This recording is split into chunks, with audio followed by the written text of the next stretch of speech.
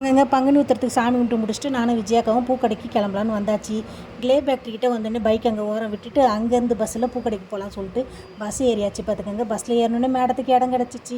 பூக்கடைக்கிட்டே வண்டி விடலான்னா இடம் தேடி விடுறதுக்குள்ள டைம் ஆகுது. அதனால் இப்படி வந்தாச்சுங்க. ஒரு வழியாக பூக்கடைக்கிட்ட வந்தாச்சு. பார்த்துக்கங்க, செம்ம கூட்டம். பார்த்துக்கங்க, காலையில் பேஞ்ச மலைக்கு ஒரே சேரு இருந்தாலும் சுற்றி சுற்றி அப்படியே பூவாக இருக்கிறதால அந்த சேரு அவ்வளோ பெருசாகவும் தெரில. பார்த்துக்கங்க, பூலாம் அவ்வளோ அழகாக இருந்தது. அப்புறம் விஜயாக்கா ஒரு சேரு மல்லி வாங்கினாங்க, கோயிலுக்கு தான். பார்த்துக்கங்க, பள்ளியற பூஜைக்கு.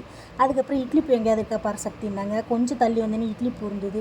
அந்த இட்லி பூவை வாங்கிட்டு அப்படியே யோசிச்சுட்டே வந்தோம், எந்த பூவுக்கு எது மேட்சாக வச்சு கட்டினா நல்லாயிருக்கும்னு சொல்லிட்டு. அதுக்கப்புறம் மருதாணி பூ இருந்தது. பார்த்துக்கங்க, அது கொஞ்சம் வாங்கிட்டு அது பக்கத்தில் சம்பங்கி இருந்தது, அதையே வாங்கியாச்சு. சம்பங்கிக்கு வச்சு கெட்ட கொழுந்து வாங்கணும்னு சொல்லிட்டு மாதிரி கொழுந்து வாங்கிட்டு வந்தாச்சுங்க.